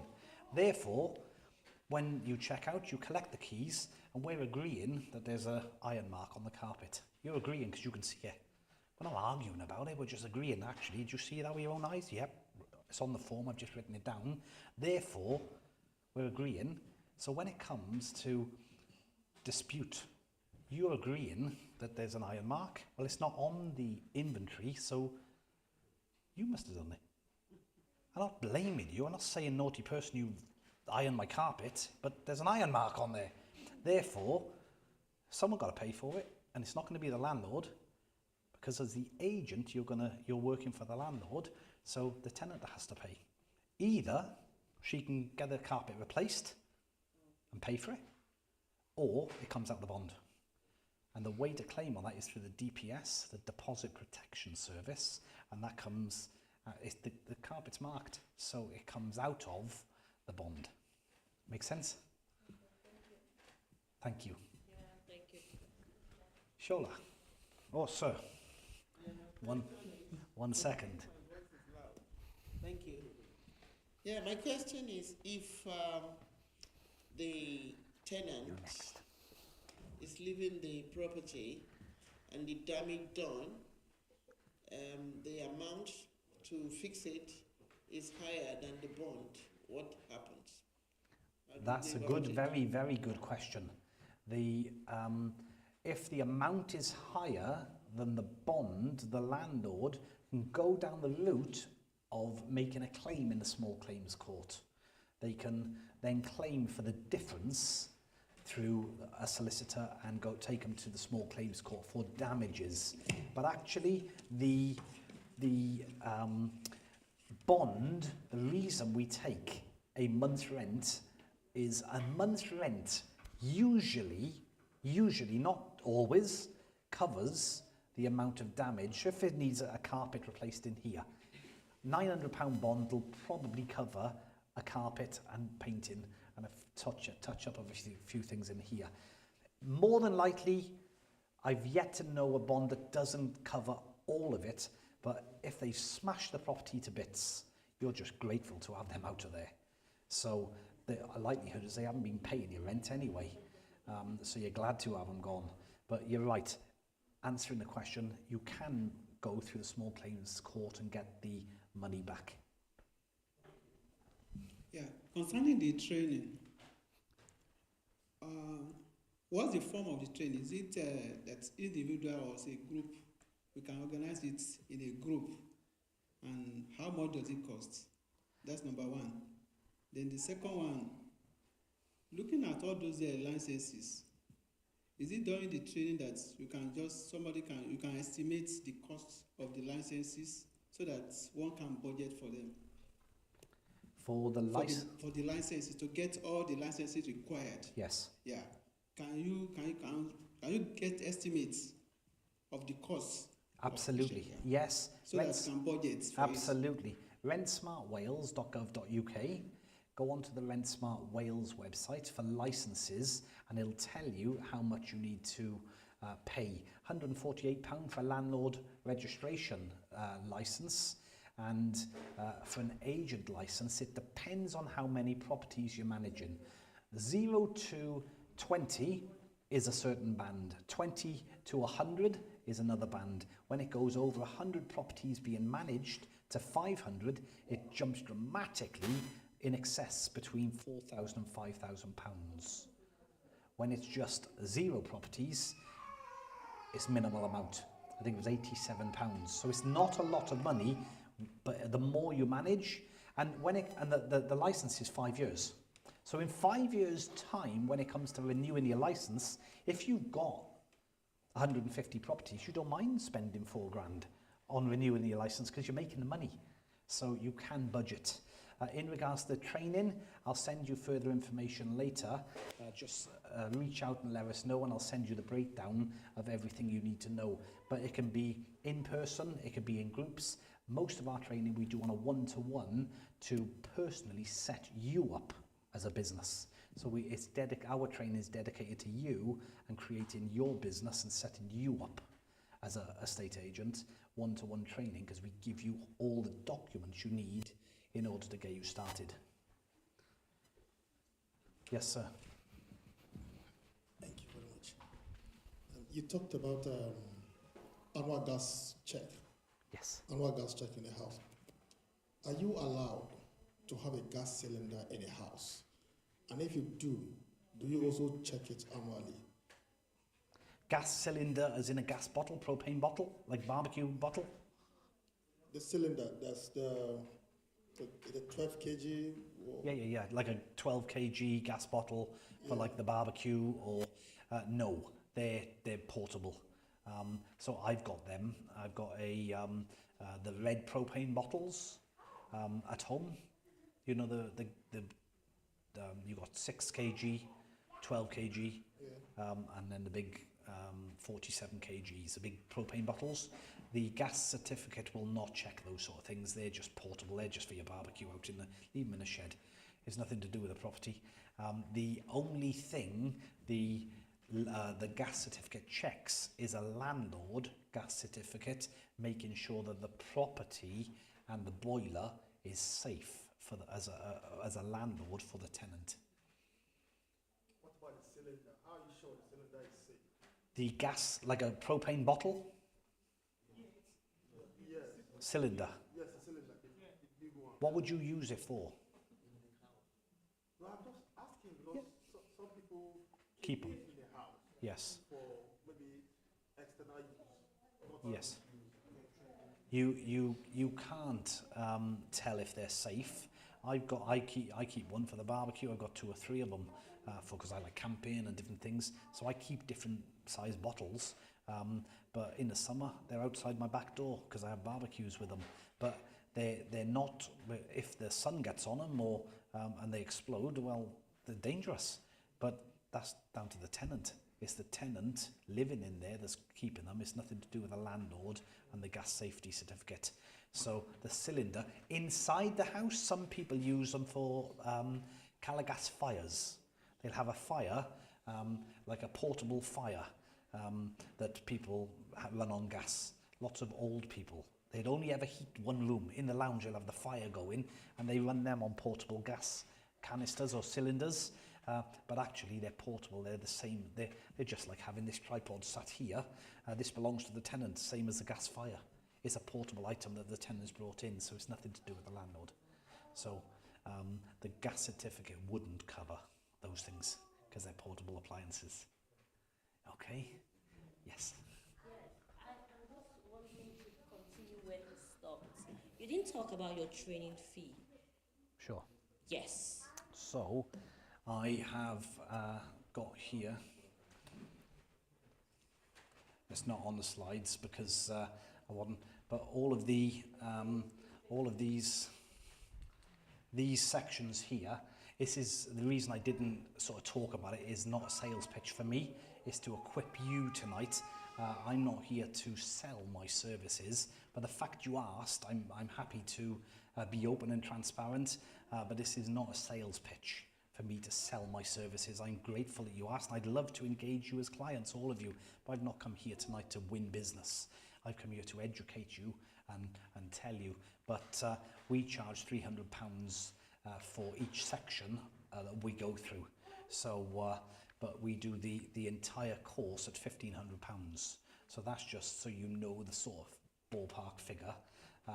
If people do individual sections like section 2, we charge £300 for that section and go through that. But if they want to do a whole lot, we normally do £1,500 for the entire course. And then you get the section, the most important part, section 14, which is all the templates and letters. But the reason I avoided the answer is I don't want to sound like I'm selling or pitching to you to win business. That's not what I'm here to do. I'm here to help and encourage you to go and do it. All of you can be successful in business. Go and do it. You don't need my help. I'll help you. I'm more than happy to take your money because that's my business. But I'm not here to sell my service.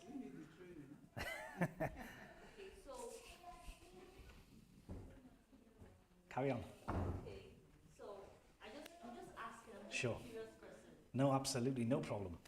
Okay, so I think he asked the question. Let me start with it. With how elaborate you have explained to us, you have educated everyone.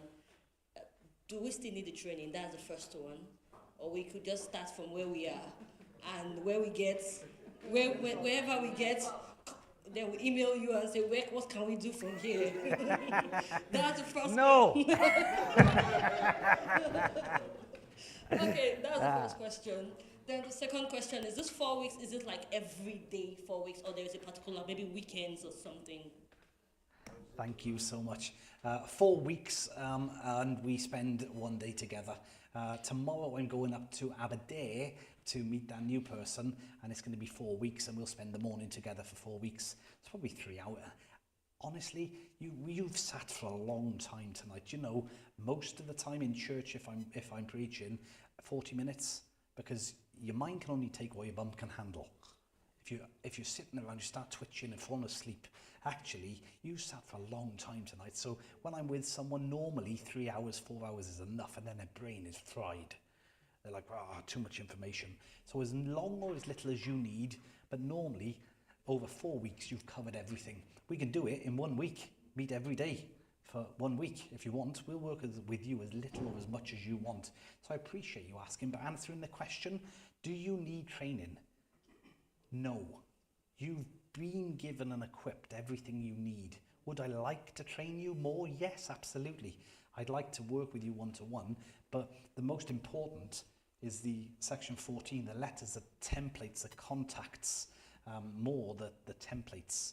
Every document you'll ever need, we give you.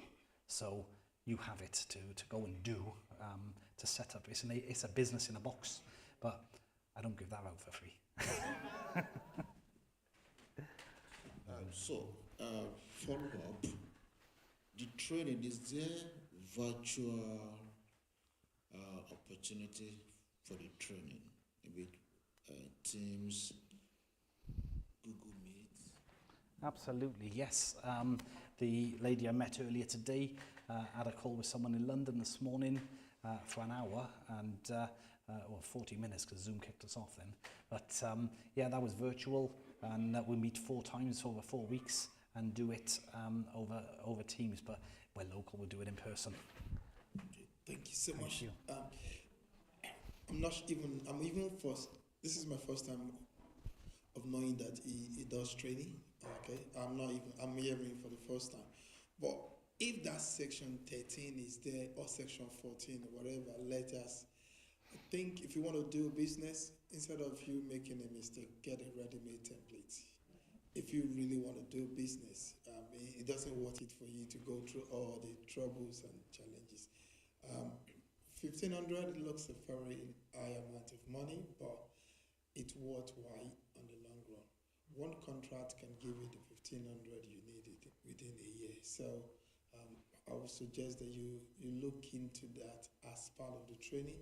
And I'm sure you probably can talk to him. If you are 2 or 3, there might be a discount and it can go down and down instead of it being 1,500. So if you're really serious about that, I would suggest that you can do all the readings on your own and see if you can run without template. But I tell you, connection matters a lot. And whosoever bridge you up or probably mentor you will not only just do the paperwork, will also connect you. And so he's no longer running Everything Latin. I'm sure you know. He has sold Everything Latin to Paul Foch 2 years ago. But he still have all the templates to teach, so he will still have the connection.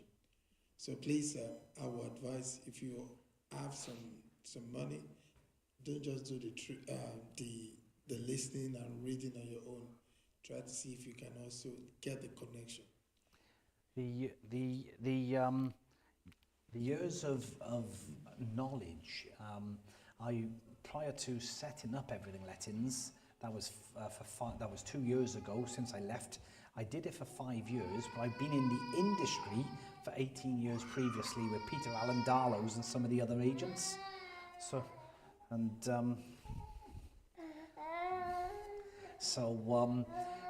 yeah, it's more than just knowledge, it's lived experience, and I want you to all be successful. So if you've got any questions, ask. And as I say, we can always, if 2 or 3 you want to do it, we'll do it together and look at that together. Reach out. My details are on screen. You've got them. If you've got any questions, just there, send me an email, and we'll gladly help you. Time is half hour over. However, if you do have any questions, any queries, anything more you want to know, please reach out and ask. Send us an email. But as we close, would you allow me this evening just to pray for you? Let's pray, because he's at the center of everything we do. Let's pray. Lord Jesus, thank you for tonight. Father, I thank you for your church, your body, which is your bride. Father, I pray for your saints, these people. I pray in Jesus' name that you bless them and keep them. Amen. Lord, you make your face to shine upon them and be gracious to them. And Lord, that you keep them in Jesus' name. Father, as we go from this place, I pray for creativity. I pray for creative ideas amongst each person. I pray for those who have got ideas that you, tonight as they sleep, they dream. And Lord, they go into areas that only they can impact. Father, I pray for your blessing on every person here tonight, and those who can't be here, that people will be prosperous in all they do because they keep their eyes fixed on you. Jesus, I pray you keep everyone's eyes fixed on you, the author and finisher of our faith. In Jesus' name. Amen. Thank you so much for tonight.